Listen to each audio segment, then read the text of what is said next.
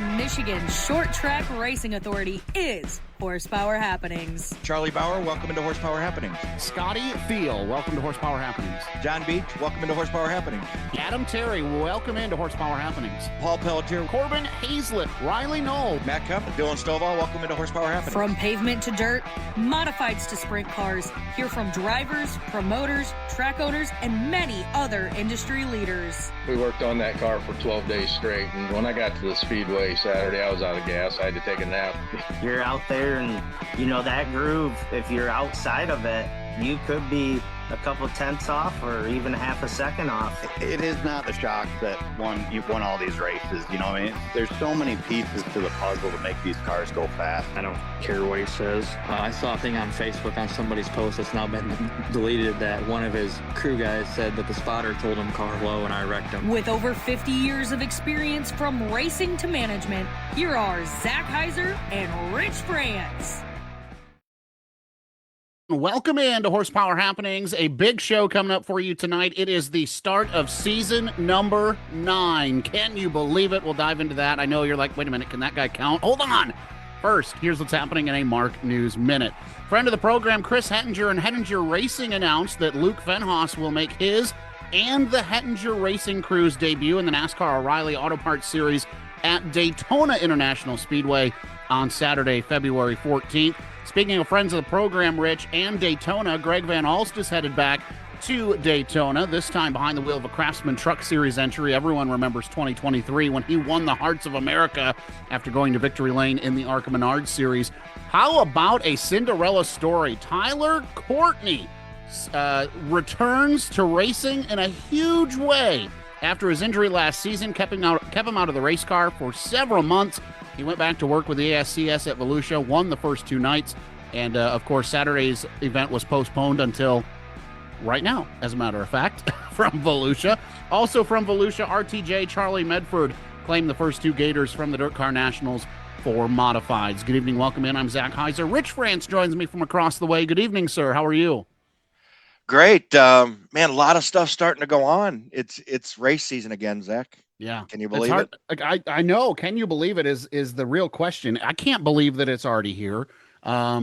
Speed Weeks has always been when we start a new season of the show, and that continues. But people may be looking at this and going, now, wait a minute. Just last week, you were saying season 7, episode 40, whatever, or 50, whatever. But Rich, you'll remember back in 2018 when I launched Horsepower Happenings, that was season 1. Well, then at the end of 2018, Horsepower Happenings was sold, and that management group, when we went Florida Speed Weeks, February, started a new season. That was season 1. Season 1. So we're kind of correcting some clerical errors, if you will, and getting caught up. So season 9 years of doing this podcast for us and for fans and for the state of Michigan. I'm so excited to see what this season brings. Well, and it's 8 straight years for you and I, right? So we're on a roll, and God, maybe we can hit double digits if God likes us and keeps us all healthy. Maybe. Who knows? Anything's possible, right? So you never know. All right. How about Attica Raceway Park, Rich? They celebrate their 20th anniversary with $20,000 to win on Thursday, May 14th. This is a big deal. First of all, Attica Raceway Park. Second of all, you've got $20,000 to win. Third of all, it's a Thursday, so it shouldn't really step on anybody's toes, and it's unsanctioned, Rich. This could be anything that you wanted it to be. And it's in May, Zach, not in March and April, which we've seen in years past. They have flat out struggled to get events in, trying to start in March. And it just seems to always, whether, they get some rain or they can't get it dry, and they've had some rain. It's just, too close to the thawing period. But I think this is going to work out. I really like the midweek idea on a Thursday. Yeah, I think it's going to be great for all the fans and, all the drivers too. That's what's going to make it good is, this is a big paying event, number one. And then number two, it's off of everything, right? I mean, there's as long as they missed everything, $20,000 to win. Now, we don't know what the full purse is going to be. We don't know what show-up money is going to be. We don't know anything like that. But usually that big carrot at the top will get them to show up, Rich. Yeah, you got to believe. I think even now looking at it, being in the midweek, you're going to get some big names at that event, right? They're 5-digit payday. Um, they're not racing for 20 grand very often. So, I mean, I got to believe you're going to get, you think 50 cars, Zach, at least, I think. Right? You would think so, right? Yeah, it sounds like it. I mean, we'll have to see what happens as it gets closer and what happens, but that wouldn't surprise me at all if they were, I think they got to get well over 40 cars. I mean, they, on a regular weekly basis, it seems like they get close to 30. Mm-hmm. So you kind of do that. You got to figure, yeah, I bet around 50 would be a good count. That they'd be happy with that. All right. How did the locals do at Volusia? Well, racing has resumed tonight. I may or may not have that at this end of the desk over yonder. So if you see me, if you see a little wandering eye, Rich, there's something else going on. But locals have had kind of a not so great start to Volusia. And when I say locals, obviously talking about Kurt, Tyler, Mark, those guys from our region. There's others as well. Kurt Spalding looked like he was going to be on another run, Rich, and then all of a sudden on the cool-down lap after his heat race where he finished second on night number 1, was going to transfer into the show. Big old puff of smoke, fogging for mosquitoes, dropped a valve in that engine. Now, he's pieced together some other rides, but they just haven't been the same as that number 5 machine, and I think he was the one that we were all kind of watching, Rich, to see what he would do this week after what he did last year. Yeah, and we talked about, we talked to Zeke McKenzie last week, and even Zeke says last year was like a week of dreams for Kurt, right? I mean, it just doesn't happen. And he said if he could do half of what Kurt did, it'd be a pretty good week for him. But I guess you can't do that every year, right? You can't. What were the odds of him doing the same thing back to back? I don't know about that. All right, night number 1. Let's just run through it real quick for everybody who's trying to keep up. These results are available at marknews.org. Eric Kinney, the second from Columbus, Ohio. His night number 1, LCS number 3. He finished 9th. Tyler Spalding from Watervliet, 14th in AMA number 1. So good job, Tyler. Brad DeYoung from Wheatfield, Indiana, 3rd in LCS number 3. Zeke McKenzie, Claypool, Indiana, 10th in LCS number 1. Then he allowed Kurt to run his car. Zeke allowed Kurt to run Zeke's car in the A main later on that night. Mark Anderson from Lowell, 3rd in LCS number 1. Zach Hawk from Rockford, Ohio, 8th in LCS number 1. Tristan Chamberlain from Richmond, 6th in LCS number 4. Then you fast forward to, what would this have been, Rich? This would have been Saturday's program? No, this would have been Friday's program because Saturday was what got postponed to tonight. Our locals, we had some different names in the A main at least, Rich. So Eric Kinney, the second, 6th in LCS number 4. Tyler Spalding, 20th in the A main. Brad DeYoung, 5th in LCS number 4. Dalton Lane, a new name from Boltkins, Ohio, 10th in LCS number 1. Zeke, 13th in LCS number 3. Mark Anderson made the big show. He finished 16th in the A main. Tristan Chamberlain, 3rd in LCS number 1. So starting to, if we could just kind of moving, and this is how Volusia goes, right? I mean, it's 10 days or something they're down there, because then the World of Outlaws are going to come in and they're going to keep going with modifieds. These guys will figure the cars out, and they'll get them in the show, and they'll get them moving. Well, I hope they don't get them figured out too good too quick, because it's pretty darn cold down there right now the last few days. I know. And it's going to start warming up towards the end of this week, and they may want to just stand pat and not go chasing that cold clay. You know what I mean? Want to welcome everybody in on Facebook who's viewing later on tonight. Coming up here in just a few minutes, we'll talk with Jeff Striegle and Rex Wheeler simultaneously about the new Michigan Modified series that those two tracks are combining on. That's coming up in just a few. And then Jonathan Eckelberg is on to talk High School Racing Association, a new sanction to Michigan. They've been around in Wisconsin for a couple of years, and now they're making their way into Michigan. We'll talk about all the things that are involved in the High School Racing Association in just a little bit. Auto City published an encouraging update this week, Rich. I thought it was encouraging anyhow. When you take a look at the post, they are targeting, despite everything and all the damages with the fire, Rich, they are targeting a May start date for the 2026 season, which I think is really good news.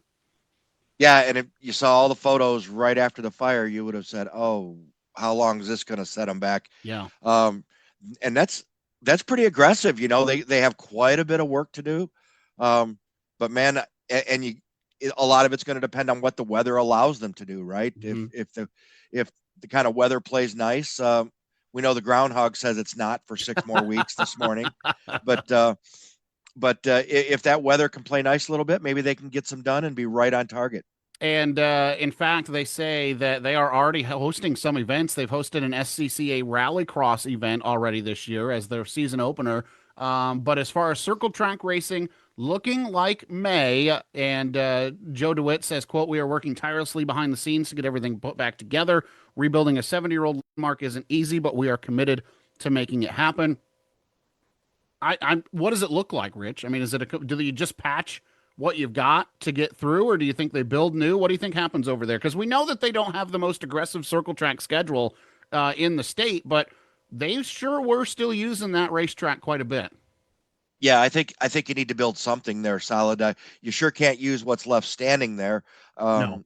So that, I think, my thought would be that's all got to come down and you got to put something up. Whether it has to be 100% permanent for down the road, I don't know that has to be it, but it has to be.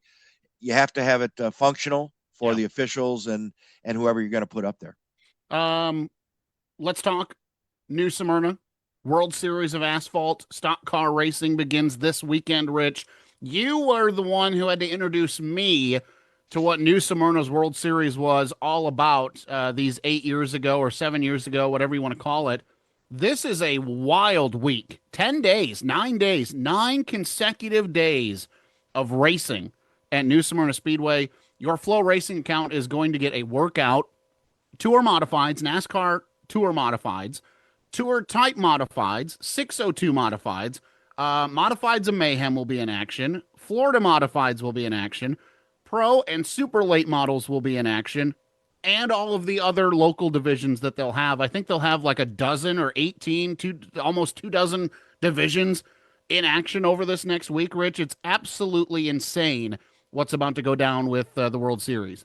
Yeah, and unfortunately, through those 9 days, because of all the divisions they're running, and how tough a track New Smyrna is, it starts to get kind of thin the last couple nights, Yeah. The biggest one with the pro late models seems to be, a problem with them. You get a lot of pro late models out there to start, and then you just don't have that many hanging up the end. And then they usually start with some modifieds, the Florida modifieds. They usually have a good car count at the beginning, and then they start having problems, engine problems and stuff like that. And their counts. It would be nice to see a full 9 days where you could have some good car counts on day 1 through day 9. Not happening. The Pro Late Models, to your point, they will race this Friday, this Sunday, next Monday, next Tuesday, next Wednesday, next Thursday. So they'll race 6 of the 9 days. Chris Munson from Chelsea, Ryan Pulowski, the 49-year-old who is not a veteran, actually. He's chasing a dream of going NASCAR racing, and he'll be behind the wheel of one of the Scott Melton cars. I think Evan Shotko will be turning the wrenches on that. That's not confirmed. That's just hearsay. And then Chloe Mazzagatti from New Franklin, Ohio, who we talked to a couple of weeks ago, she'll be headed down there with her template car. As for the Florida Modifieds, George Rangel from Columbus, Michigan, will be making the trip. They'll be racing on Wednesday, the 11th, Thursday, and Friday, the 12th and 13th. Racing on Friday, the 13th. Just note that. Put a little pin in that. Super Late Models will be in action, Rich. The one that we care about, though, and we'll preview more in depth next week, will be the ASA Stars National Tour Clyde Hart Memorial on Tuesday, February 10th. That's where our Mark region drivers are registered. Chase Pinsnow from Bell River, Ontario, Canada, Billy Van Meter from Indianapolis, Indiana, and Carson Hocevar, originally from Portage, Michigan, are all currently registered to compete in the Clyde Hart Memorial, which was a very dramatic race last year. Yeah, and I'm thinking, I thought I saw something about William Sawalich getting back in a late model. He was out the end of last season. I believe he had a head injury in an accident, and I think they're trying to get him kind of back in shape because he hasn't been in a race car competitively, I think, in a very, very long time. Yeah, so that'll be good for them. And then the final race of the World Series will be a 60-lap race for the Modifieds of Mayhem on Saturday, February 14th. So again, we'll preview this more in depth next week, but want to give you a heads up on who we know is going right now. Muskegon, Michigan's John Beach is headed down. Jimmy Whitredge from Asheville, Ohio. Greg Campbell, or Campbell, depending on who you talk to, from South Lyon. Spencer Steinman from LaGrange, Ohio. Okay. Tyler Knuckles from Winchester, Ohio, and Brad Springer from Ashley, Indiana, all currently registered with the Modifieds of Mayhem. Not a slouch one right there, is there? No, not at all. But yet, a lot of those, it's pretty tough. We've asked people before, what is the difference? I think David McManus we've talked to. Yeah. The bodies are different, the cars are different, they're not the same. What can you do to make you prepare? Right. Yeah, make your cars a little more competitive against those. And we'll have to see. It seems to make a difference at New Smyrna, right? It seems to make a difference on that racetrack. And this is such a this race, first week of February, exciting to go down and be a part of it, but then you have a chance to rebuild, right? If things go south down there, these pro late model guys, these Modified of Mayhem guys, you got a little time to put them back together before you got to race up here, thankfully, right? Well, yeah, why else would you go down there? Sure doesn't make sense to go down there and just box up and ruin a perfectly good race car, and then not be able to use it again for But doesn't it feel like that's, kind of 60-40 your odds of what's going to happen going down there? Yeah, it does. There is a better than average chance that you may come back with that thing in a box that you might have to work on it quite a bit to get it ready for May, maybe. Sorry, I was just checking the comments here on Facebook, and someone not happy that Noah Longyear, our producer, is giving you too much screen time, which is fine. I mean, Rich needs some screen time. I'm getting all the screen to apparently, okay. I don't know. That's what they're saying.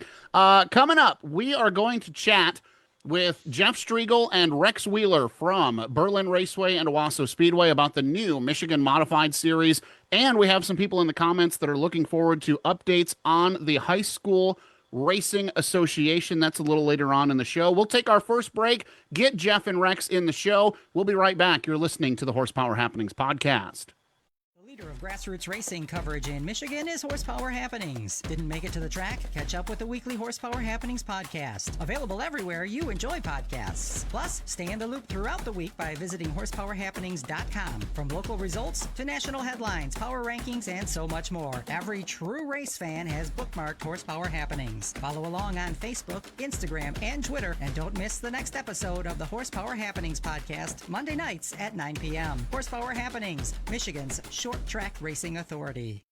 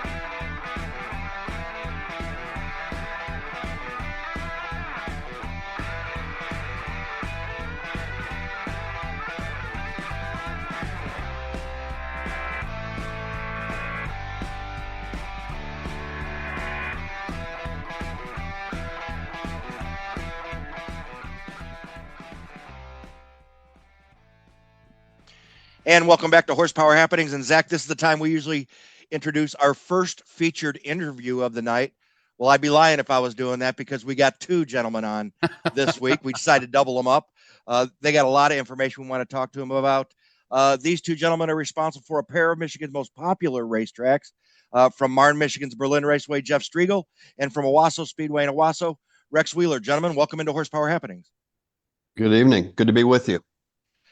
Yeah, good evening, Rich. Jeff, let's start with you, man. How has your off season been? You guys went to work on that schedule, got it done early. You added some pretty cool events to the schedule, kept some of your big ones on. How's your off season gone? You know, it's gone by in a hurry. I think I'd lie if I said anything other than that. You know, it really truly seems like we were just wrapping up the season, you know, not more than a couple of weeks ago. And here we are already into the month of February, and now the countdown is really on. I'm sure Rex will say the same thing. It's busy. You know, I've always shared the fact that if you work hard during this time of the year, it'll pay dividends when we get to May, June, July, and August, because this is when you really do vet out everything that you took in over this past season from a fan perspective, from a track perspective, from a racer perspective, all those things you want to do. Well, you can talk about it, but now's the opportunity really, Rich, to execute, put those plans in place so that when we get to April, we can hit the ground running. Rex, you and I talked back at Owosso Nationals and at the Bob Finley Memorial. You were going to make some changes going into 2026. Reason being, giving some nights off, not running as many divisions on every night. What's the response been amongst your racers and the fans with the changes you made? Well, it's been a lot of work, and first of all, trying to respect our racers and give everybody enough races. At the same time, take some weekends off that we found that, you know, we wanted to give our staff some weekends off, and now we have 3 years of data since Sarah and I's owned the track, so we knew the nights that we got the better crowds, and so we started carving into a schedule, and we found our racers was getting beat up pretty good, meaning they want a lot of races, and we were having to cut back on them quite a bit. But at the end of it, we ended up getting everybody back in the schedule. We got all of our classes we've had before. You know, most classes are a lot less racing, but we are taking the holiday weekends off this year. So we're looking forward to it. We know, and Jeff knows, there's a lot of behind the scenes and a lot of people it takes to put on these shows.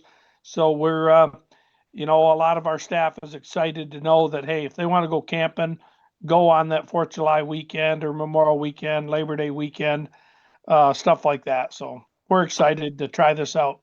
All right, I'm going to start with you, Rex, because last week this announcement comes out, the Michigan Modified Series in a combined effort between Berlin Raceway and Owosso Speedway. And I start with you because you are the track that kind of had the, I'm going to call them weekly modified series, right? You guys ran modifieds the most last year. They were one of your house divisions. Midwest Modified Tour goes away, which was a sanction that you had brought in a couple of times. How do you decide, or what is the conversation like, or how do we get here with you being a track that runs this division as a regular basis to say, okay, we're going to work with Berlin, and yeah, it's only 2 dates in 2026, but those are 2 dates that could have easily been put on your schedule. How do you guys come to this partnership, and what do you remember this coming together?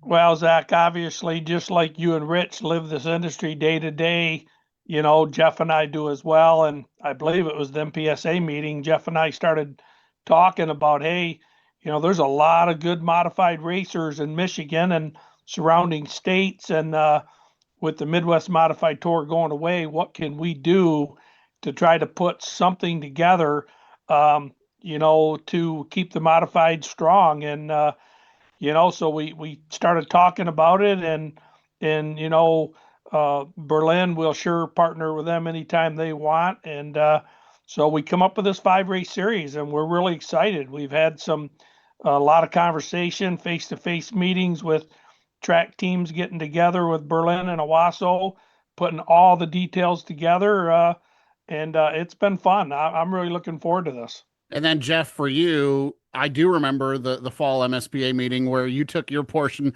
right off the rip. The first 30 seconds, you said, just to squash the rumors, Rex and I are not buying the Midwest Modified Tour, but we are going to work together on some stuff. So obviously this has been in the works for a long time. And then for you as a track who had built your schedule around a touring series, what was the vulnerability like and the question marks? And then for you guys to say, okay, we're going to partner on this deal from Berlin's perspective to make sure that we still have two really awesome modified events. We have a lot of question marks. We had a lot of question marks going in, and Rex and Dennis were able to work with us to kind of take those questions right out of the equation. And here's what I mean by that. We don't have a tech crew that techs modifieds on a weekly basis like Rex does. Rex immediately said, that's not a problem. We're going to send Neil over. He can work with you and your team to make sure that we are teching modifieds the same way at Berlin as what our teams can expect them to be teched at Owosso. You couldn't ask for anything more. That is fair right across the board. We don't run Hoosier Tires. The modifieds run Hoosier Tires at Owosso Speedway. So we had to, again, work with Dennis and Rex to say, how do we bridge that gap? Rex said, that's easy. I have a tire truck. We're going to send Hoosier Tires your way. Mm-hmm. So the questions that we had, I think we would just call them hurdles, and it was just a matter of Rex and I, Dennis, and some of the team, Andrew, with Berlin, Mike Bursley, sitting down and going, okay, here are the hurdles that we have. How are we going to bridge those? It didn't take us but 5 minutes. And that's credit to Rex and Dennis for us to say, okay, the hurdles are gone. Let's go ahead and do this. Let's start working on a purse. Let's start working on a schedule. And that's exactly what we did. Real quick, because it's right there, Rich, and then I'll let you go. Jeff, when did you realize that you needed to retain modifieds on your schedule? Because Rex had already built a program. I love modifieds as a fan. It's probably my second favorite pavement division. When did you realize that you needed to put something together if Midwest Modifieds was not going to return? One trip down pit road last year when we had 47 of them sitting on the property. That's a pretty good number. Zach, when we have touring divisions like that come into Berlin Raceway, and I know Rex does the same thing, I go up and down pit road. I talk to the drivers, as many of them as I can. And when they tell you that they like to be at Berlin Raceway, that's all you need to hear. That they want to be there. Obviously the Midwest Modified Tour had a great thing going. And so we knew there was going to be 44, 45, 46, whatever the number is, we knew that. But when you go up and down pit road and they tell you that we are glad Berlin is a part of this schedule, then when you start thinking of what you're going to do next year, it is those series that bubble to the top immediately and go, okay, we want to have the 500 Sprint Car Tour back. We want to have the Super Modifieds back. And we certainly want to have the Modifieds back, but it had to be done in the right way. And working with the Owosso Speedway made that to be the right way. And we're proud of it. And we're looking forward to partnering with Owosso and bringing those Modifieds back. Rex, one of the cool things that I saw, and maybe you can address this, you go to 3 different racetracks, you're going to have 3 different point systems. Nobody does them the same. There's nobody doing it standard. You guys said, hold my beer. We're going to really do it different. This is not how many points you gain. It's how many points can you stay low, and you can become the champion of this 2-race series. You're familiar with a low point system, aren't you, Rich? Yeah, well, not really. I do it on the golf course, but I'm usually on the high end, so I wouldn't win anything. but kind of explain this golf course, golf style format. Well, actually, what I'll do is you can ask me that this fall after it's over, because if it works out good, I'm going to take credit for that. But I got to tell you right up front, that was more Berlin's idea. And Jeff has already mentioned to it with his team with Andrew and Mike. Well, Dennis is my guy. Dennis Wheeler has worked his tail off at Owosso, and he was in more of the upfront, putting the pencil to paper, working with these guys. So really, I got to defer more to Jeff for that one. So Jeff, you want to go take ahead. it over? That's Yeah. a pretty cool format. Well, I'm gonna piggyback on what Rex said. We'll tell you if it was a really cool idea or not when it's all said and done. I like it. I've had this in mind for a long time, just going, all right, you know what? If you get a win, it's 1 point. If you come home second, it's 2. Number one, it's easy to figure out. It's easy to follow. I challenge me and I challenge Rex to say, hey, what does a guy get if they finish 5th at Berlin or finish 5th at Owosso? You know what, to be honest with you, I don't really know. I'd have to go to the point system and look it up. Here we know that if a guy finishes 5th at Owosso or at Berlin running the Michigan Modified Series, they're going to get a 5. We worked together to come up with, we wanted to make an effort into qualifying. And so we said, if you're the fast qualifier, we're going to deduct a point.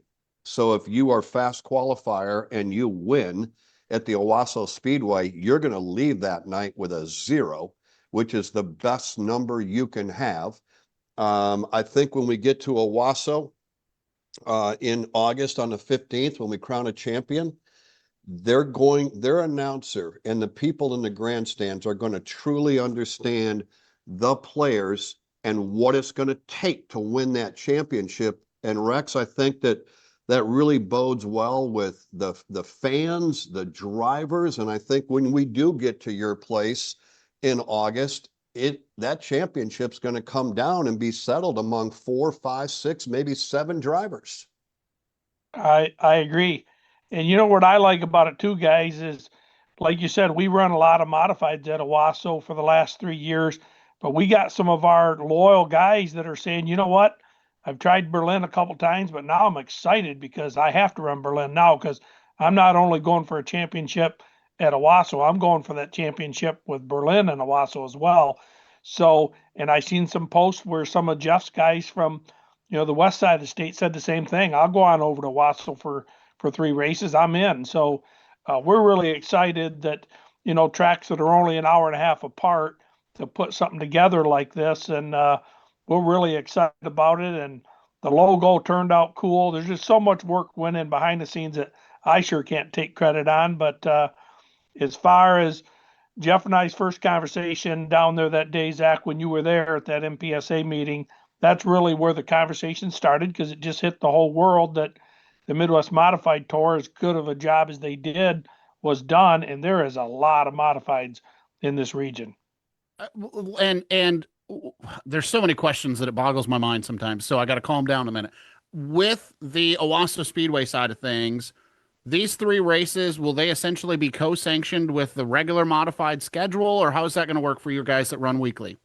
Absolutely. So when you run at Owosso for those 3 races, you are getting Owosso points and you're getting the series points with the Berlin Owosso. So if you're going for a championship at Owosso Speedway, you're going to participate in all these races, including these 3. Awesome. Rich, I'll defer to you, but first we got to say thank you to our sponsor for tonight's interview, Sweet Manufacturing.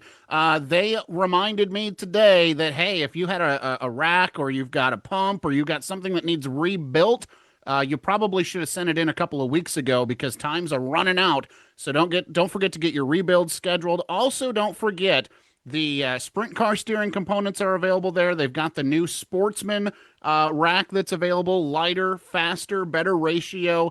And if you're racing on a budget, they've got the scratch and dent items available as well. Sweetmanufacturing.com, or you can give them a call at 269-344-2086, and you get free shipping when you order $500 or more from Sweet Manufacturing. Rich? Jeff, I'll bring you back into, we just talked about the points.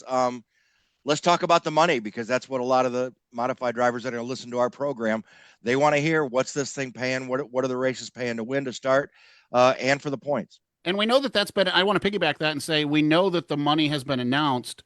How did we land on this purse? I think is the other part of that question. Well, and I'm going to help this conversation by deferring this one back to Rex. They, I look at them as being the leader in the state of Michigan when it comes to modified races. Going back, Zach, you had already mentioned it. They had already done their schedule. their schedule with modifieds, their purse, their structure was done.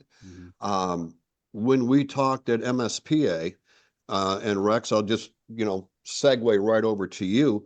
Yeah, we loved the idea, and Rex was open to it, and Rex found that I was open to it, but I didn't want to go into that and make wholesale changes. I felt like the best way to do this, Rex, and you can agree or disagree, was just simply to piggyback on what you had already laid out, and that's exactly what we did. Absolutely. So yeah, the purse is already announced. It's really what we do at Owosso in general, and of course now with the excitement and the efforts, our teams are out working for extra sponsorship. So we'd love to, get some sponsorship name behind this too. And things happen fast. And Jeff already said early on, as you guys know, we think we got an off season in Michigan.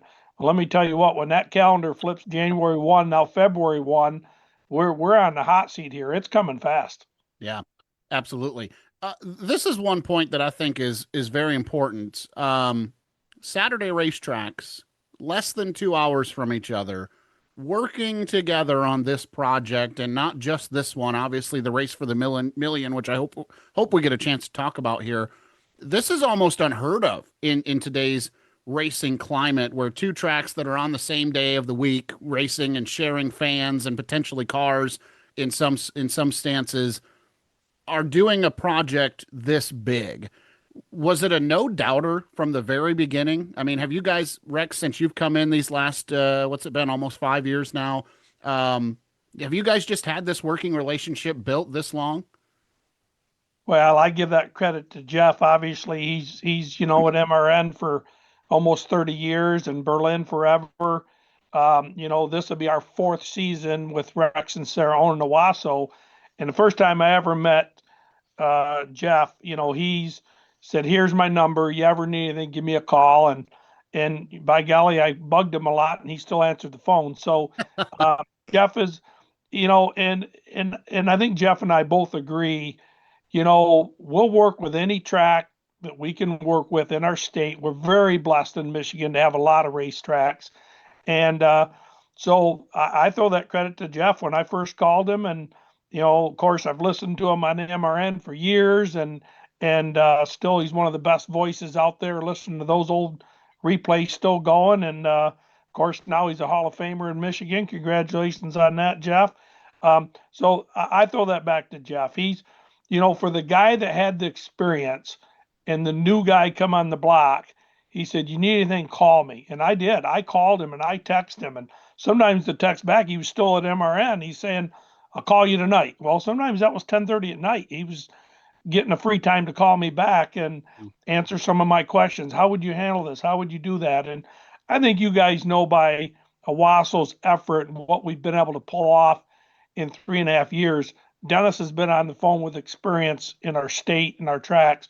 Rex has been on the phone, and it's people like Jeff and other tracks that are willing to lend a hand and say, "We've been there and done that. Here's how I would handle that situation." And to compound on that even further, Jeff, I mean, Rex, quite frankly, came in and was doing something that nobody else was able to do, and we've well documented that. But if people don't think about that on the business side, probably the most legitimate challenger to what you guys are doing at Berlin. So I think it's even more, kind of a tip of the hat to you guys for doing this. I actually would say that Rex is very kind, and he is. You asked the question, you wonder why more tracks don't do, what Rex and I are doing, or more importantly, what Owosso and Berlin are doing. And I think Rex would agree with this, and we would shake our head and say, we have absolutely no idea why other tracks wouldn't do this. This doesn't need to be a one-off. This doesn't need to be a Owosso Berlin come together, work together type situation. We're well aware of the fact that there's Kalamazoo and M40 and Birch Run, and there are great tracks in this state of Michigan and northern Indiana and northern Ohio that if they wanted to work with Rex, all they need to do is pick up the phone and call Rex. If they want to work with Berlin Raceway, all they need to do is pick up the phone and call me or somebody with Berlin Raceway. It's not that hard. Rex and I had become friends the first time I ever met him shortly after he purchased the track at one of the MSPA meetings. And, the thing that I do, I respect this man. I respect what he's doing. And I think everybody in this short track industry has to respect what Rex and his team are doing over there. And I'll tell you something, Zach, we all benefit by all having success. When we talk about tracks going out of business or closing, or there was this bad situation, maybe there was a fight, in the pits, or maybe it's just not conducive to bring families. That's not good for Owosso. It's not good for Berlin. When Rex is doing well, I can pretty much assure you that Berlin is doing well. When we're doing well, Kalamazoo Speedway is probably doing well. So, it doesn't need to be adversarial. Rex, I think you'll agree with that. When you're happy, I'm probably happy. And when we see, weather, when weather causes us all issues week in and week out, none of us are happy. So it's been a pleasure working with Rex and his team over there, and we'll look forward to continuing to do that in the future. And I want to talk to you guys. It kind of works out. This is not a one-off, right? You guys are involved in that race for $1 million, pavement sprint cars, Owosso and Berlin, both part of this deal. Rex, first of all, how cool is that? Because I know when I first saw you talking about it, boy, you had a big smile on your face. Well, when you think about it, Rich, over 800 racetracks in our country, and there's only 4 chosen on the pavement side for this race, and Berlin Raceway and Owosso Speedway gets chosen for 2 of the 4. That's a pretty cool moment. And again, it's really cool to be able to work with Jeff, and I'll tell all track owners, and Jeff's right. One of the first MPSA meetings when people didn't know me, all they knew is I got a guy come in this industry, and boy, he's sinking a lot of money into a racetrack. Jeff pulled me over to the side, and we was outside talking as friends. I seen right away he was a friend. He wanted to help me. And I will say there's some people that kind of looked at me a little bit different. Oh boy, is he gonna what's he gonna do to the industry? And I'm like, Jeff, pick up the phone and call. I'll help anybody. I think everybody by now knows that. And so yeah, to be able to be part of that race for the millions, and with Berlin Raceway and us having 2 of them, think about it. We got 2 in the state of Michigan of the whole nation in our state of Michigan. That is pretty cool. Jeff, your thoughts? It was kind of funny because I'll give you a peek behind the curtain. Rex and I had been talking about some other issues at the time. And I think Rex knew that we might be in the running for the race for the million. I knew that Rex was in the running for the race for the million, but yet because of the contractual nature of race for the million, I couldn't just come out and go, Rex, have they called you? Are you guys good to go? And he couldn't say it to me either. So we literally had to wait until it became, public. And then we were able to call each other immediately and congratulate one another. I'm thrilled for Owosso. I know Rex is thrilled for Berlin. When you look at Colorado National and Five Flags Speedway down in Florida being the other 2, and like Rex said, you got 2 right here in the state of Michigan, 410 sprinters running at Owosso and then coming to Michigan later in the year. And Rex, I think you can help me with this. They've got 51, I think it is, sprint cars that are already entered into the Florida event. Now, how many of those we get, Rex, we don't know yet, but we're going to do our best to get as many of them up here as we can. Yeah, we're sure going to work on that. So yeah, that's kind of the rumor I'm hearing out there is Five Flags being the first of the 4 races in April. They've already got over 50 cars entered for that race. And kind of cool for me and Jeff because we're not the first, but we're going to work real hard to figure out those names and those teams and make sure that we're shaking hands and reaching out, because we don't want 20 in Michigan at each track. Right. We want to be greedy, and we want to see as many as we can get. Rich, I had something, but I didn't know if you were going to go. Yeah, no, I wanted to ask both these guys, they're both doing incredible jobs over at their racetracks. And Rex, I'll start with you, and then Jeff, you can follow up. Rex, you had a long-term goal. You've been talking to NASCAR. Obviously, you're not doing all the work at Owosso Speedway just to run local racing, right? Everybody knows that. You have a kind of a outlook down the road of what you want to bring in. But can you bring where you're at right now and all the series and everything that you've had at your racetrack? Do you got to pinch yourself with the racing that you've had there and how successful it's been? Oh yeah, like I said, Rich, 3 full seasons behind us, leading into year 4. I think when you guys had me on here when I first bought the track, I told you give me 3 years and the place is going to be beautiful. Well, I'm going to tell you, give you another 10 years, the place is going to be beautiful. Because me and Sarah, we're working on it as we can afford it, and we're going to do a lot less construction this year than we have in the past 3. We're just like any other family owning a family-owned business. It's we're going to slow down a little bit, make sure we catch up with the purse strings. But you know what? I'm just excited today as I was 3 years ago. And when I bought the track, I had no idea that we were going to sit down and do this type of construction. I knew we were going to fix it up, but don't sit down with a builder and have them start showing you architectural drawings. You want that one, not that one. And it's been crazy. So yes, Rich, I do find myself to pinch myself. My wife, Sarah, is deeply involved in the track. The operation, knows everybody's names. The fans come. They don't ask for Rex. They ask for Sarah. The same way when I go to Berlin, Julie comes out of that booth or wherever she's working to say hi and give me a hug. It's, it's really cool.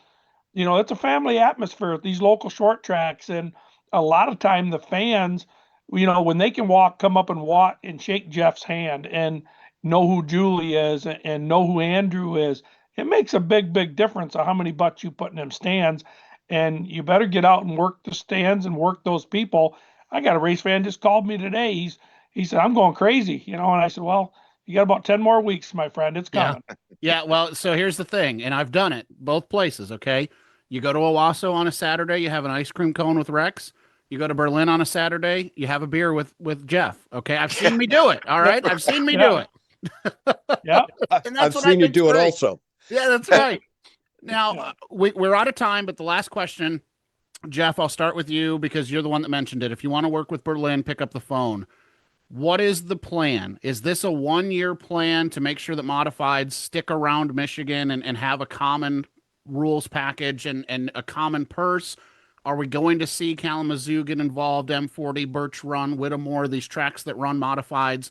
What is the plan, or do we not have one yet? Well, I think we have a plan, but I don't know that it needs to be public at this point. Here's the reason why I say that, Zach, and it's not to hide anything at all. Rex and I have a plan to run 5 very successful Michigan Modified Series events. Rex has a plan to run the modifieds on his schedule and be successful with that. Rex and I will sit down at the end of the year and say, where did we achieve success? Where did we fall short? What can we do to enhance it? I think our first goal is the 5 races that we have on our schedule, to talk to the drivers and the teams and get their feedback, see what the fan response is. And then I would say that Rex and I will sit down and say, okay, what does next year look like? What does the future look like? And we'll, at that point, we'll have a better idea as to how we move forward. And Rex, I think you've got an interesting part in this because you do run modifieds on a regular basis, but I know that you understand and respect the way that a touring series helps your program as well. So any thoughts on what Jeff just kind of said there and what you're planning on trying to do moving forward? Well, I think in any business venture, it's exactly the way Jeff explained it. We're not trying to hide anything, but we're going to start with these 5 races and we're going to run them to the best of our ability. And I'll assure you, when we sit down this fall, we're going to have a long list of things that we want to improve and get better. You can run a racetrack for 30 years and you still got a list of things to get better on. And then we'll wait and see. We'll see what the race fans want. We'll see what the racers want. We'll see how it worked out for us. And right now it's hard to say, but this fall we're going to see where this thing goes. And the Midwest Modified Tour did a lot of work, and they put on some big shows. Look at I sponsored them for 3 years at Wheeler Trucking. So we just seen that there's a lot of modifieds out there, and we wanted to keep this thing going, and what a better way to start it. And right now, I guess we're just going to find out here just in probably about 7 months when we sit down into the season and see how this worked out. Trial by fire. I love it. It's good stuff. Gentlemen, two people that I really respect and appreciate. Thank you both so much for making time to be on the program. Good luck with the Michigan Modified Series. And, of course, Rex Wheeler, good luck at Owosso Speedway. Jeff Striegle, good luck at Berlin. Appreciate you both. Thank you, Zach. Appreciate it. Thank you, Zach. Thank you, Rich. All right, we're gonna take a break. When we come back, High School Racing Association, 2 new tracks added to that sanction list this year. What does it all mean? I don't know. We're gonna find out together. That's coming up next on the Horsepower Happenings podcast. Leader of grassroots racing coverage in Michigan is Horsepower Happenings. Didn't make it to the track? Catch up with the weekly Horsepower Happenings podcast. Available everywhere you enjoy podcasts. Plus, stay in the loop throughout the week by visiting horsepowerhappenings.com. From local results to national headlines, power rankings, and so much more. Every true race fan has bookmarked Horsepower Happenings. Follow along on Facebook, Instagram, and Twitter, and don't miss the next episode of the Horsepower Happenings podcast, Monday nights at 9 p.m. Horsepower Happenings, Michigan's short track racing authority.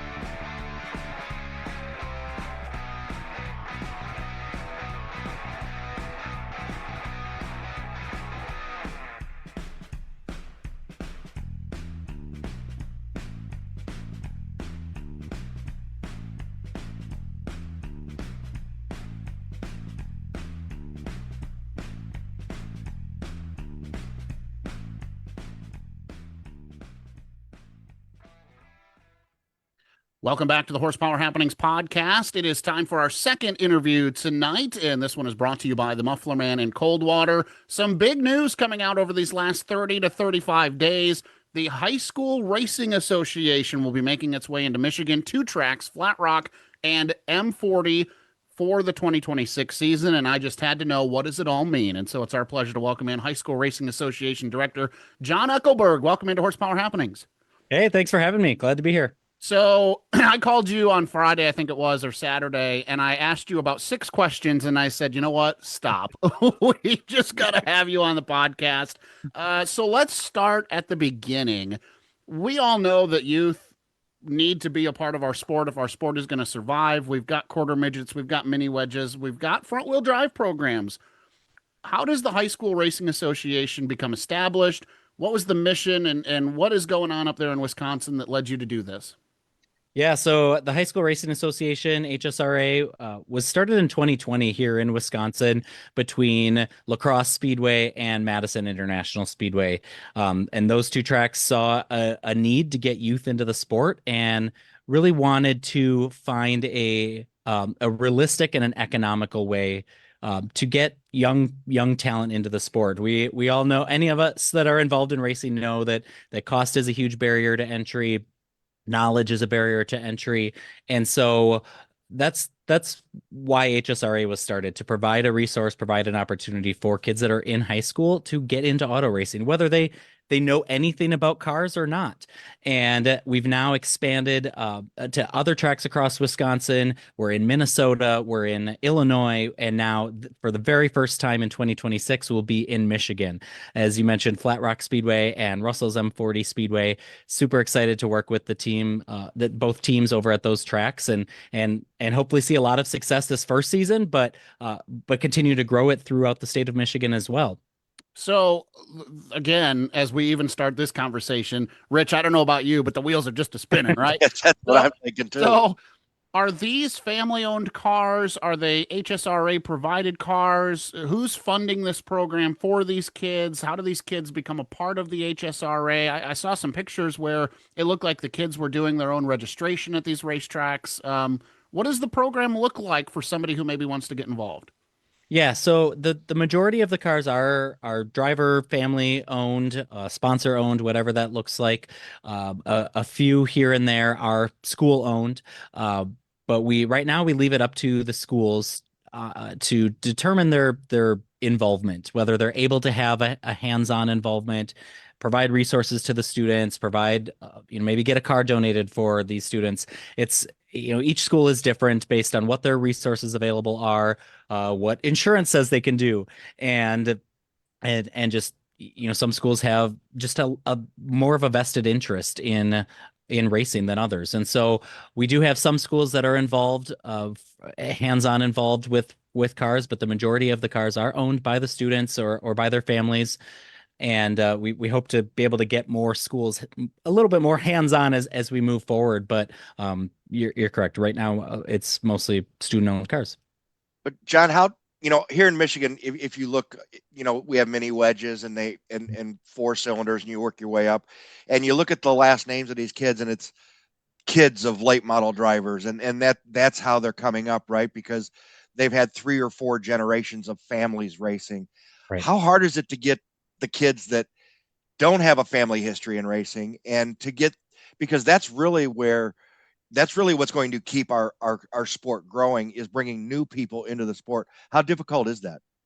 Exactly. And we've seen about half and half on brand new students and families and fans to the sport through HSRA, and then others that maybe their parents raced years ago or currently race. And so we have seen a lot of brand new students and families getting involved in racing. And what we try to do is provide resources to them, because we want them to be successful. We want them to enjoy the experience. And so connecting them with veteran drivers, whether they're other HSRA teams or not, or other divisions that have an interest in bringing these kids along and teaching them whether it's how to run the track specifically or how to put a roll cage in the car. Anytime that we can connect resources to these kids, especially ones that don't already have any of those resources, or even finding a car, connecting with some of our sponsors like Finish Line Towing, who can help lead these kids to finding a car for inexpensive or maybe even free, and providing those resources that they can be successful getting into the sport. And the HSRA teams have been really collaborative too.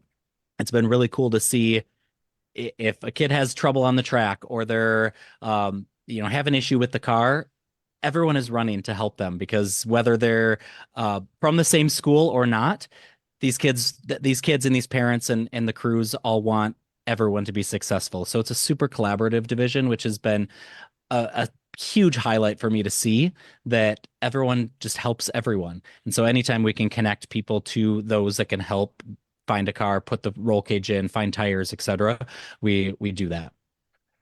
I guess I want to follow it a step further. So, yeah. I mean, these kids are in high school, obviously near and close to us, University of Northwest Ohio, right? Big racing university. If you want to get involved in racing, that's where you want to go. Are these kids and have you reached out to them to give these kids a bridge to, if they want to continue with this, to get with the right folks after high school? Yeah, that's been an ongoing conversation with the guys over there on working together, trying to send students that maybe have an interest in continuing into a motorsports career or into an automotive career, and getting them connected to the right people there. But also those that are in Wisconsin or Minnesota or Illinois, connecting them to the technical colleges, and the tech schools near these tracks have been incredibly supportive of HSRA, because that's the kids that they want to attract. They want kids for their students, for their programs, their automotive programs at their tech schools. And so we've seen a lot of support from Madison Area Technical College and Western and La Crosse and the auto instructors there that want to speak to the students, involve us in their in some of their events, and try and bridge that gap between high school and hopefully continuing into college in an automotive or motorsports career. So who can race in these? Because when you and I talked the other day, I told you, I said, there are already plenty of high schoolers, at least down here by me, that race at Butler, Hartford, that are teenagers, right? And they're already high schoolers and they run compacts. Now, these are around here, they're 4-cylinder front wheel drive compacts, which I understand is a little bit different than what the HSRA is doing. So who can compete in these divisions, and what do the rules packages look like? And so Berlin, or excuse me, Flat Rock and Russell's M40 become HSRA tracks. They book shows. What does that mean? What does that look like for these kids that are already maybe in our region? Can they come and be a part of this? How do these shows unfold? Yeah, so as far as eligibility for students that can race in HSRA, it's students have to be between 14 and 19 years old, so they're eligible going into their high school years, their entire high school career, and then we also allow them to race the summer that they graduate, as long as they're between 14 and 19 years old. The cars that we race are American-made, 6-cylinder front-wheel drive cars, and our rules are intentionally kept to ensure these cars stay relatively stock, because we want it to be a realistic way for students to get into racing if they don't know a lot about cars. So the majority of the rules state, keeping everything stock and how the car came, with the exception of safety requirements. So we do require a minimum 2-point roll cage. Door plate. We will be starting next season requiring a race seat. It's an optional right now, but we continue to advance those security measures as well, neck protection, things like that. But for the most part, the tires are not made for racing tires, and so we want to keep it as inexpensive as we can and as approachable as we can for people that maybe don't know a lot about working on cars. They still have the ability to kind of learn along the way. So go ahead, John. Go ahead. Yeah, sorry about that. Flat Rock and M40 both have dates on the schedule for HSRA in 2026, and so Flat Rock has 2 dates: June 27th and August 22nd, and then M40 Speedway has 4 dates: June 20th, July 25th, August 1st, and August 22nd. So there's 6 dates total in the state of Michigan that HSRA students can or that students can come and race HSRA. And we see a lot of students that go and race multiple tracks too. If someone wants to just race their local home track, go for it. That's great. Or if they want to travel around within their state or even branch out into other states, we see a good majority of the students that are racing HSRA going to as many of the tracks as they can so that they can get all of the experience that's available to them. Do you think that you see your Wisconsin, I know Rich and I are both chomping at the bit. Do you think you see your Wisconsin kids coming around the lake and being a part of these shows? I've already heard from a few of them that they're planning to go over and check out both of those tracks. Those that are down in Illinois as well, and heading over to Michigan to check out both Flat Rock and M40. So I think we will get a handful of those students that are coming over to Michigan to check out those tracks because they haven't had the chance to race them before. Sure. And then I myself and my team and in collaboration with the tracks are working with the high schools in the area too to make them aware that this opportunity exists, and so that we can attract those students, both that maybe aren't already involved in racing, but then also speaking to the audiences that are already coming to the tracks or involved in race teams, high schoolers that are already maybe racing other divisions, and speaking to them too, to let them know, hey, HSRA exists and is here, and it's an entire high school division. So it's kind of that level playing field in a sense of you're not racing against drivers that have been racing for 20, 30 years. It's all between 14 and 19-year-olds racing together and against each other and just having a blast, earning points, earning trophies, and potentially scholarships as well. So obviously you have a network that reaches out to the high schools around here. Obviously this is new to Michigan. How does that look like for a student at the high school, and who are you talking to when you're reaching out to these high schools? And is John Eckelberg the network, or is there other people? I am a good chunk of the network. Okay. But I am very fortunate to have some high school track or some HSRA track directors at each of the tracks as well that help at least with the boots on the ground piece of managing HSRA. So that's been huge for me to not have to be 18 different places at once on a weekend. Excuse me. But yeah, the way I approach it when working with high schools is kind of hitting two different directions at the school. If there's an automotive program, tech ed program that's involved in the mechanics, speaking to those instructors, talking to those that are going to already have a passion for working on cars, for automotive, potentially all in motorsports. Maybe those instructors are already going to the racetracks, or they know students that are interested in racing, but also going at it from an athletic perspective. So working with athletic and activities directors at the schools, because we've had a number of schools in Wisconsin, Minnesota, and Illinois that have made HSRA or auto racing through HSRA a letterable sport. So we've been able to, maybe they don't have an automotive program, or they don't have the capacity to be hands-on, but they can recognize these racers as athletes at their school, which has been really, really cool. In Wisconsin, we had the very first school in the country to make auto racing a letterable sport, and we continue to add more and more schools the last couple of years that have made racing a letterable sport. More questions coming up for Jonathan Eckelberg. And if you're on the Facebook Live, I've seen some questions already coming through. We'll get to those. Drop those in the comments. This interview brought to you today by the Muffler Man in Coldwater. There's so much more than just mufflers and exhausts. The weather, crap. Snow, ice everywhere. And if you're realizing that you're running around on slicks, which I was a couple of weeks ago, you need to go get a fresh set of tires. When you purchase 4 at the Muffler Man in Coldwater, you can protect your investment and get a free alignment. Yours truly took advantage of that just a couple of weeks ago, and it was a great deal. Listen, tires are expensive. They hooked me up with a nice set, good tread, fit the budget, got the alignment done. It was awesome. And they'll be made to last. The Muffler Man in Coldwater also handles general maintenance like oil changes, tune-ups, and so much more. Find mufflermancoldwater.com or call 517-279-9896 for the Muffler Man in Coldwater, a Hankook and Cooper tires dealer. Now, I asked you on the phone, John, with this being the High School Racing Association and it being letterable by some schools, do you have to get involved, like for us with the Michigan High School Athletic Association or the Wisconsin High School Athletic Association? Do the state, at the state level, governing high school sports, are they involved, or they stay out of this?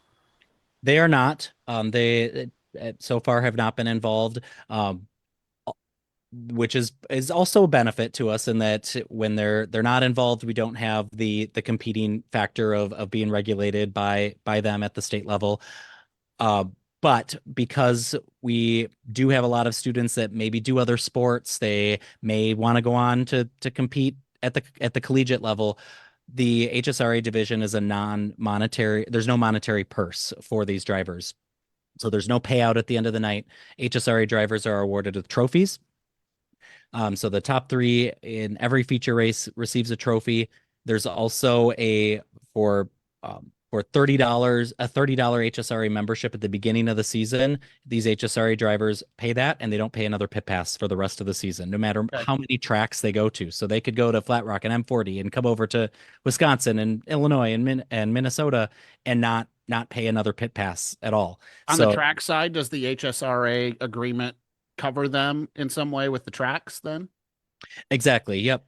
So there's an agreement between the HSRA drivers are competing under the participant insurance policy at the tracks, and getting in, just like any other driver division. They just don't have that paid component after they pay that one time at the beginning of the season. So because they're not getting a monetary purse, they're also not paying to get in. So it kind of offsets that. And we've got sponsors that have come on with scholarships and providing gift cards and things at the end of the season, or for race winners along the way. Jostens provides a championship ring for the HSRA champion at the end of the season. So that's been huge, and we can always use more, and we're always looking for more opportunities to work with companies, work with partners to provide discounts, benefits, whatever it is, to HSRA drivers to try and keep those costs down as much as possible, especially on the safety equipment side. We know that those components can get very expensive, with seats and Hans devices and belts. And so any opportunities that we have to work with companies that can kind of help us offset those costs, we jump at those opportunities. John, this is kind of new to us, right? And so it's got to be new to you. Where do you foresee this if you can even fathom where do you foresee this going? And are you looking forward to have your first HSA racer that HSRA racer that started in there in NASCAR Truck Series or super late models running, national tours? That's got to be that would be a pretty cool thing for you guys, wouldn't it? It would, yeah. And I get asked a lot, well, what do you want out of HSRA? Where do you see it going down the road? And I think HSRA has the ability to be a nationwide series, not related to the nationwide series. Yeah, we got it. The O'Reilly Auto Parts national, now, so it doesn't matter. A national series. Yeah. So we continue to add more states. We're getting really well established here in the Midwest, and I think we'll just continue to grow to other states, other tracks, other schools being involved, and more students involved. We've had more than 50 HSRA racers the last 2 seasons racing HSRA, whether they were racing 1 or 2 tracks or racing all of them.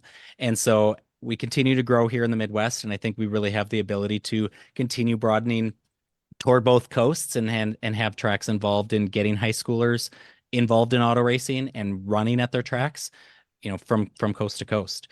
How did you target Michigan as the next place that HSRA needed to expand to? Ron Drager. Okay, well, that's easy enough, right, Rich? Yeah.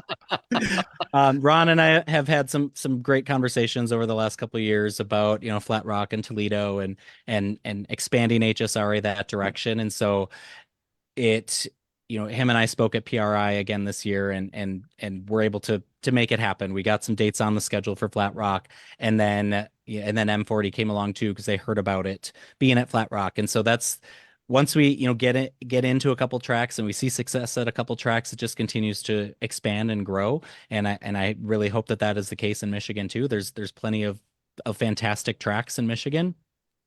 And so Michigan was kind of one of the next one of the kind of natural expansions going that way, having gone to Minnesota last season, going the other direction toward Michigan, and then hopefully get into Indiana and Ohio and kind of continue that direction.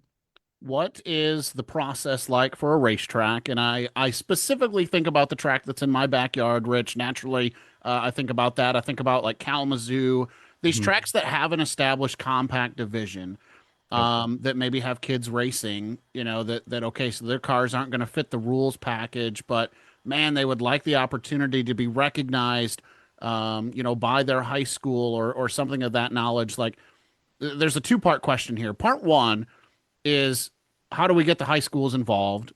And then part 2 is, how do we get the racetracks in that school's, not even necessarily district? Like, my alma mater is 20 minutes from my nearest racetrack. They're in different counties. But I know that there are kids from that school that race at this local racetrack. So how do we get schools involved?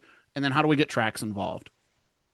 Yeah, the school piece, I think, is the harder component, just because there's different administrations per school. There's sometimes different insurance coverages. There's different levels of interest in auto racing at schools. And so, or maybe, how do we know, like, if someone's thinking, is my school a fit for this? Like, is there a criteria? Any high school students, any high schoolers can get involved in HSRA. Even if a student wants to race HSRA and their school is like, nope, don't want anything to do with it, totally fine. We'll have you. We'll take any of those students that want to race HSRA, and they can, they're representing their school, but if their school can't be directly involved, fine. We'll that's okay too. But it's, I think one of our biggest challenges is just finding those schools that have a vested interest. There's the natural cheerleaders at those schools, and those are the schools that have been the most successful. There's someone at the school, whether it's the athletic director or the auto instructor, or just another teacher that works at that school that has an interest in automotive and motorsports and wants to get kids at the racetrack. It's finding those schools that have those people, because they're gonna help cheerlead this. They're gonna work with administrators and promote it within the school as well. So hopefully that answered the first part of the question. Yeah. Well, and I think that's the one too, because, I think of the cheerleaders that would want to do it. And so it gives them an avenue. Now, cheerleaders on the racetrack side of things. benefits of an HSRA race, right? Why do I want to bring you in, and how do we get involved if we're already interested? Yeah, so HSRA currently works with 3/8 mile tracks or smaller, and but both asphalt and dirt. We've got both asphalt and dirt on our schedule, and as HSRA tracks.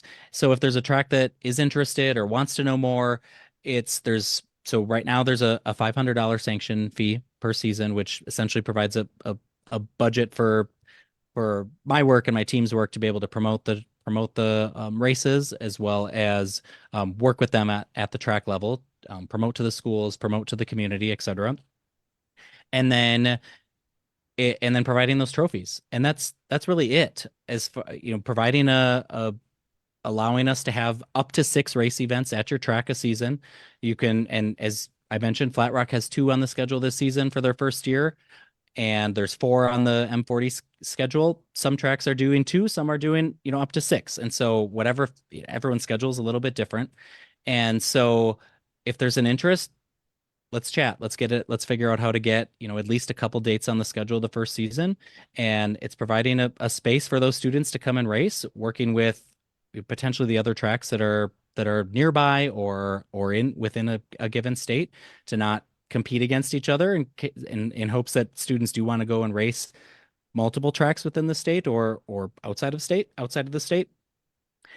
So providing the trophies, sanction fee, and then those HSRA drivers are getting in without a pit pass every week. And that's really it. We try and take as much off of the tracks as possible. We do rely on the technical staff, the tech officials at each track. We don't have our own traveling tech team or anything, and race control manages it just like their own divisions. But we make it as easy as possible. We provide the rules, we provide code of conduct regulations, and we take all of the burden off of if there's issues, concerns with the rules, etc. And I mentioned the track directors too earlier when we were talking. There's a dedicated HSRA track director at every racetrack, whether that's an existing official or someone else that just wants to get involved in HSRA, so that they can be that point person. And there's someone that those racers, those families can go to with those questions. And John, before we let you get out of here, I got to tell you, I think you're on the right track with this. I don't think there's a right way or a wrong way to do it. I know when I raced for 25 years, right? And when I went into racing, there were A, B, C, and D mains in the class that I was racing in. That same class today struggles to fill an A main. And so we're not getting, over the last 20, 25 years, as people were leaving, people weren't coming back in. And I think no matter how we have to do it, whether it's through families bringing the kids in or something like this, like the High School Racing Association, all of that together, I think, can rebuild our sport, because it really needs it at this time. And with every HSRA racer comes along parents, grandparents, extended family, friends, administrators, teachers from school. So you get that student to race, and more times than not, there's an entire crowd behind them. So and I think too, why do costs go up in racing? Well, it's because we want to win. And why do we want to win? Well, because we want the trophy and we want the money. But for HSRA and for these kids, there's no money attached. There's a $20 plastic trophy. And I'm not knocking anything. I'm just saying that's the reality of the situation. Nice trophies. No. Yeah, that's fine. Listen, look, right over here. Okay. $25 and $35 trophies that I have displayed, 20 years look up there. Yeah, I got exactly. them too. So I get it, right? We destroy race cars for $25 trophies. It's what we do. But for these kids, right, to not have to go up against adult money, or these families to not have to go up against, the money of guys who are making, 6 figures a year and running compacts, which is fine. That's the reality of the situation. I think that's great. So, all right, we are out of time. High School Racing Association on Facebook. John, again, Flat Rock Speedway with 2 dates, Russell's M40 Speedway with 4. If someone would like more information, would like to help at those events, potentially become that contact person, that pinpoint person, or wants to help expand the HSRA in Michigan, what's the best way to do that? highschoolracing.org. It has my contact info, the rules, the schedules are all there as well. And we're on Facebook and Instagram. So shoot me an email or contact us on the socials, and would love to chat with anyone that has interest or just wants to know more. Are you a football fan, John? Last question. Yes, big Packer fan. Oh man, I hate to see it. You have the entire Oh, NFC man. North covered, and that's where I'll leave it. I'll You had leave me it till right you there. said cheese. I Oh, know. man. I know. There's some Packer jerseys way off in the distance. Yeah, see, they're Packers. They're not proud enough to display their stuff on the show. The racing's more important. I do agree with that. I do agree with that. John, thank you so much for making time to be on the show. Looking forward to, I don't know what the schedule looks like. I'm going to have to see if I can get to an HSRA race this year. Do you have a full schedule online, too, of where they're going to be? Yes, yep. At highschoolracing.org is the full schedule, all tracks that are involved in HSRA in every single state. All of the dates are there. Cool. And John, I have it covered because I work for Ron you'll be Granger. at I'm one of Flat the Rock. announcers at Flat Rock Speedway. Excellent. So I'll there. be there to get to see both of them. So I'll catch up with you a couple times. Awesome. That's perfect. Looking forward to it. John, thank you so much, man. Thanks for making time. Of course. Thanks for having me. All right, we close the show out with the upcoming calendar of events and any other shenanigans that Rich and I can get into in the final 8 minutes of the show. That's straight ahead. You're listening to the Horsepower Happenings podcast.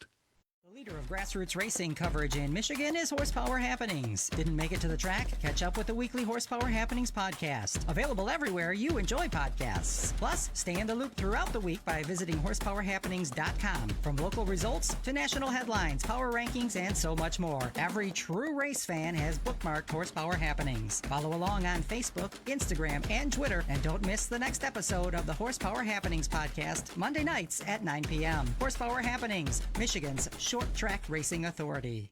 Welcome back to the Horsepower Happenings podcast. When he said Wisconsin, Minnesota, Illinois, I was waiting I'm for like, you to if jump in he's with a your Lions Packers gear. fan, I gotta go in on it. You know, I just had to bring it up. He had me till he mentioned the cheesehead. Now I got to rethink this. I know, man. Hey, you know what? At least the one-liners that I would say at a game didn't sneak out during the show. Okay, because you held back. I was proud. I did. Yes. All right, let's take a look at that upcoming calendar of events, Rich. And I feel like we previewed this event last week on the show, and we got to preview it again.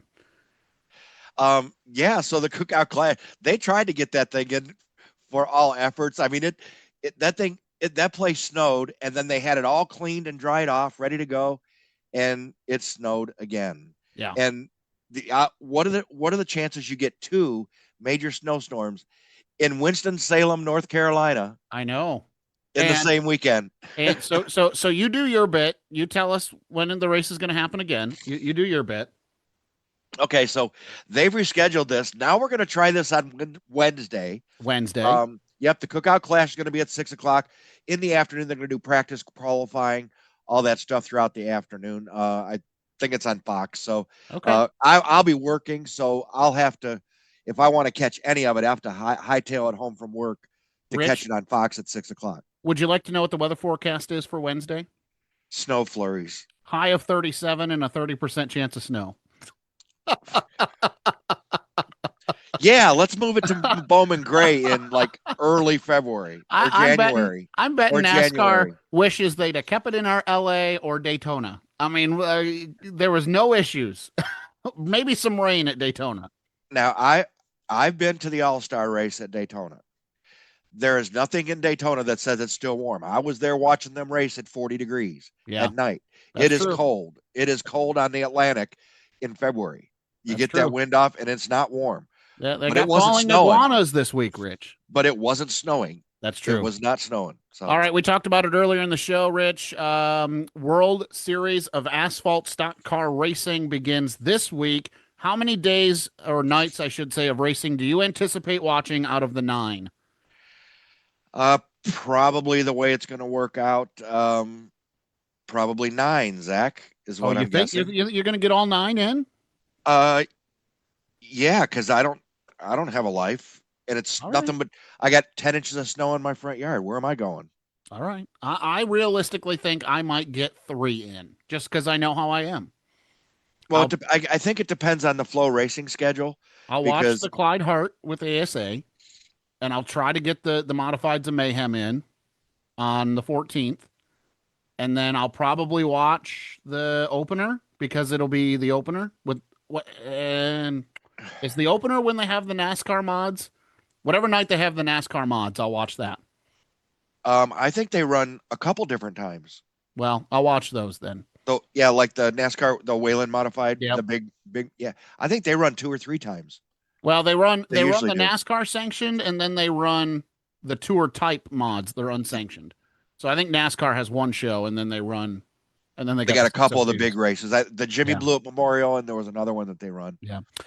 Finally, Rich, this week, everything builds up to the biggest snowmobile race in the country that happens to be right here in Michigan. The Sioux I-500 will be this weekend. Yeah, today they were the first sleds got loaded in, the trailers pulled in. And I think, was it tomorrow or Wednesday is the first day for Flow Racing it's a week long leading all the way up to 500 laps. And this is the only I-500 on Saturday. This is the only time that we'll talk about snowmobile racing because there are so many drivers, circle track drivers from the state of Michigan who will be on a sled or part of a team this weekend. Yeah, it's like, what do you do in the off season? Oh, I don't go hunting. I jump on a sled and go 110 miles an hour. Yeah, or 115. Yeah. And then I watch it and I'm like, they are out of their mind. I'd rather drive a dirt late model. I'd rather drive a 410 wing sprint car on dirt than jump on one of these snowmobiles. Anyway, no way. And then you watch them crash and you think, yep. That's why. No way. All right, that's going to do it for our program tonight. Thank you so much to Jeff and Rex for being on, Jonathan as well with the High School Racing Association. Thank you so much to all the live viewers on Facebook, those who dropped comments, likes, and shares. It really does help what we're doing here, and we appreciate that. Don't forget, next week we'll be right back here. Mad Max Moment is on once again, as Max will be preparing to head down to Florida, so we'll see who he decides he wants to talk to for next week's program. So that'll do it. For Noah Longyear, our producer, we share him. It's not mine. He's not mine. I don't own him. He's our producer. And Rich France, my co-host. I'm Zach Heiser. We'll talk to you same time, same place next week right here on Horsepower Happenings. You've been listening to Horsepower Happenings. The views and opinions expressed in tonight's show may not directly reflect that of Horsepower Happenings. The contents of this program may not be reproduced, retransmitted, or disseminated without the express written consent of Horsepower Happenings. Follow Horsepower Happenings on Facebook, Instagram, X, and all major podcast platforms, including Spotify, iHeart, iTunes, and Pandora, to keep up on what's happening.